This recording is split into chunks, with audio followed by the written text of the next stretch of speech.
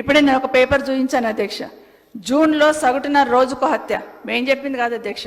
అధ్యక్ష నేనేమంటున్నానంటే భరోసాగా ఉండాలి, నగరంలో ఉన్న వాళ్ళు ఎక్కడ ఇబ్బంది పడకుండా ఉండాలి అంటే డెఫినెట్గా పోలీస్ సైడే కదా అధ్యక్ష చూస్తారు. మనం కాపాడాలంటే అందరం కూడా ఎక్కడ చూస్తాం అధ్యక్ష? చివరికి భార్యాభర్తల కొట్లాట ఏదో కూడా పోలీసు వాళ్ళకి ఫోన్లు చేస్తున్నారు అధ్యక్ష. అంత నమ్మకం విశ్వాసం అధ్యక్ష పోలీస్ మీద. అదే చెప్తున్నాం, డెఫినెట్గా పోలీస్ వైఫల్యం కాదు ప్రభుత్వ వైఫల్యమే అంటాను అధ్యక్ష నేను. ఎందుకంటే కంప్లీట్ రివ్యూ చేయాలా, ప్రతి క్షణం రివ్యూ చేయాలా అధ్యక్ష. హైదరాబాద్ నడిబొడ్డున ఇంత జనాభా ఉన్నారు, గ్యాంగ్ రేపులు కావడం ఏంటి అధ్యక్ష? ఎటుపోతుంది అధ్యక్ష? అరే ఉండండి, మరి మాట్లాడుతున్నా అంటే వదిలేద్దామా అంటున్నా.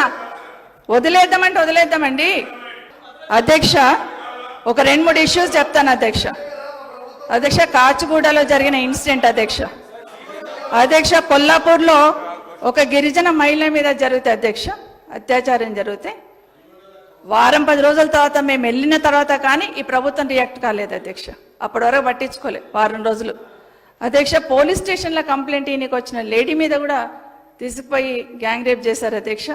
దుండిగల్లో జరిగిన సంఘటన కూడా అధ్యక్ష. అన్నిటికన్నా ముఖ్యంగా అధ్యక్ష, మన మలక్పేటలో ఒక హాస్టల్ ఉంటుంది అధ్యక్ష, బ్లైండ్ స్కూల్. మన వికారాబాద్ సంబంధించిన అమ్మాయి అధ్యక్ష.